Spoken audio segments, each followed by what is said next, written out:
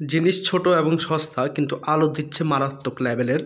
এই ছোট লাইটের আলোতে দেখুন পুরো রুম কিন্তু আলোকিত হয়ে গেছে। সো এই লাইটটি কীভাবে তৈরি করতে হয় এবং অল্প টাকায় কীভাবে তৈরি করবেন সেটি আজকে দেখাবো। বাসা বাড়িতে পড়ে থাকা পুরাতন লাইটগুলো দিয়ে এই যে 20 ওয়াটের 15 ওয়াটের যে লাইটগুলো নন গ্যারান্টি 50 টাকা 60 টাকা দিয়ে পাওয়া যায়, এই লাইটগুলো কিন্তু সবার বাসাতে খোঁজ করলে 2টা 3টা এমনি পাওয়া যায়, কারণ এগুলো বেশি দিন টিকে না, সর্বোচ্চ 1-2 মাস জলে এরপর নষ্ট হয়ে যায়। তো এই লাইটগুলো ব্যবহার করে আজকে আমরা একটি ইমার্জেন্সি লাইট তৈরি করব, যেটি দেখতে সুন্দর হবে, সেই সাথে নর্মালি 2.5 থেকে 3 ঘন্টা আপনাদেরকে ব্যাকআপ দেবে। তাহলে চলুন কথা না বাড়িয়ে কীভাবে তৈরি করতে হয় সেটি দেখে নেওয়া যাক। তো লাইটটি তৈরির জন্য সর্বপ্রথম আমাদের প্রয়োজন হবে বডি। তো আমরা বডির জন্য এখানে দেখুন 2টি লাইট নিয়ে নিচ্ছি, একটি ডিব্বা বডি আর একটি লম্বা বডি, কারণ লম্বা বডির ভিতরে হিক্সিন রয়েছে, এতে আমাদের লাইটটি ঠান্ডা থাকবে। তো আমরা প্রথমে এই লাইট দুটোকে খুলে নিব এবং এর ভিতরে যত জিনিস রয়েছে সবগুলো আমরা বের করে নেব, কারণ ভিতরের জিনিসগুলো আমাদের প্রয়োজন নেই। এরপর এর যে বডিগুলো রয়েছে বডিগুলোকে একটি আরেকটির সাথে লাগানোর জন্য আমরা এই জায়গাটি কেটে নিব এবং সিরিজ কাগজ দিয়ে কিছুটা ঘষে মসৃণ করে নেব, এতে জিনিসটা দেখতে সুন্দর হবে। তো আমরা জিনিসটাকে কেটে নিয়েছি, এখন হটগুলো অথবা সুপারগুলো দিয়ে চাইলে আপনারা এটা লাগিয়ে নিতে পারেন। তো আমরা এই জিনিসটা পরে লাগাবো, কারণ এটিকে আগে ফিনিশিং করতে হবে, এতে জিনিসটা দেখতে অনেকটাই সুন্দর হবে। তো এর যে নিচে শেপটা রয়েছে আমাদের নিচে অবশ্যই কিছু একটা দিতে হবে।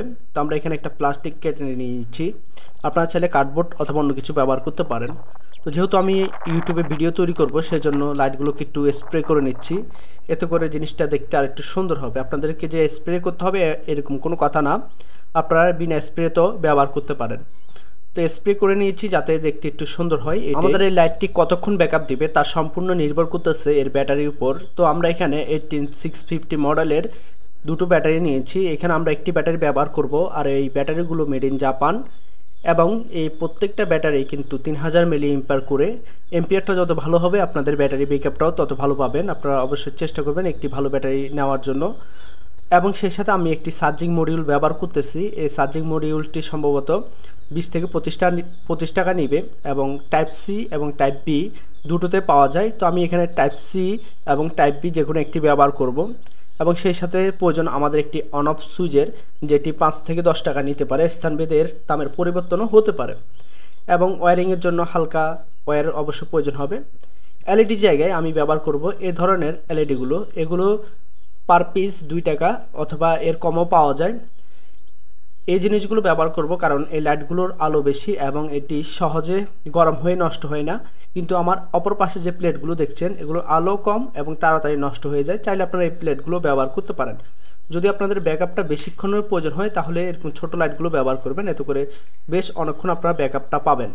তো আমি এখানে টোটাল 6টি এলইডি ব্যবহার করব। আমি এই 6টি এলইডিকে সুপার গ্লু দিয়ে আমাদের যেই এলইডি পিসিবিটা রয়েছে তার বিপরীত সাইডে এগুলো লাগিয়ে নিচ্ছি, এতে করে অ্যালুমিনিয়ামের যে হিক্সিনটা রয়েছে এলইডির পিছনে যে হিক্সিনটা, এটা অনেকটাই হিক্সিনের মতোই কাজ করবে, এতে করে লাইটটা গরম হবে না এবং দীর্ঘদিন ধরে আমরা এটা ব্যবহার করতে পারবো।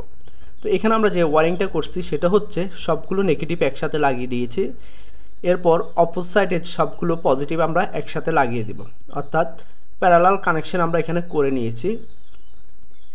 আপনারা চাইলে এখানে আরও বেশি এলইডি ব্যবহার করতে পারেন, সেটা আপনাদের উপর সম্পূর্ণ নির্ভর করতেছে। তো আমার এখানে 6টি এলইডিতে এনাফ আলো দিবে। এখন চলুন আমরা এটাকে এর যে ক্যাসিং রয়েছে ক্যাসিংয়ের মধ্যে ফিটিংস করব। আর আমরা এই এলইডি প্লেটের উপরে লাগানোর একটি কারণ হচ্ছে এটা যেহেতু অ্যালুমিনিয়াম তাই এটা সহজে গরম হবে না, আর গরম হলেও লাইটগুলোকে ঠান্ডা রাখবে। এবং আমাদের এই যে বডিটা রয়েছে বডিটাও অ্যালুমিনিয়ামের, এতে করে বডি যদি হিট হয় সেটা বডিতে চলে যাবে, এর জন্য আমরা এই বডি এবং হিক্সিনটি ব্যবহার করেছি। তো আমরা এখন এটিকে বডির মধ্যে সুন্দরভাবে ফিটিং করে নেব এবং ব্যাটারিটিকে আমাদের ক্যাসিংয়ের মধ্যে ছোটো লাইটটির মধ্যে লাগিয়ে নেব। এখন চলুন আমরা চার্জিং মডিউল সম্পর্কে একটু জেনে নিই। আমরা যে চার্জিং মডিউলটি ব্যবহার করতেছি TP4056, এটি 25 টাকা নেবে।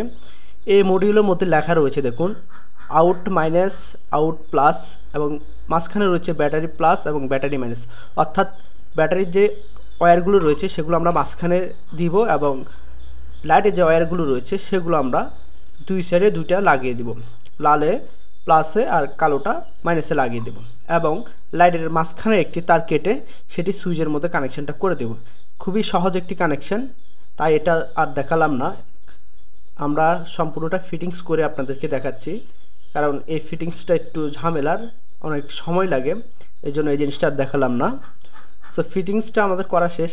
এখন আমরা চলুন চার্জটা হচ্ছে কিনা একটু করে দেখে নিই। আমাদের চার্জিংটা খুব সুন্দর চার্জ হচ্ছে এবং লাইটটাও জ্বলতেছে, দেখুন প্রচুর আলো এবং চার্জ হচ্ছে। যখনই চার্জ হবে এখানে একটা লাল ইন্ডিকেটর জ্বলবে, ফুল চার্জ হলে এটা সবুজ হয়ে যাবে। তো এখন আমরা পুরো জিনিসটা সুপার গ্লু আর হচ্ছে হট গ্লু দিয়ে ফিটিংস করে নেব।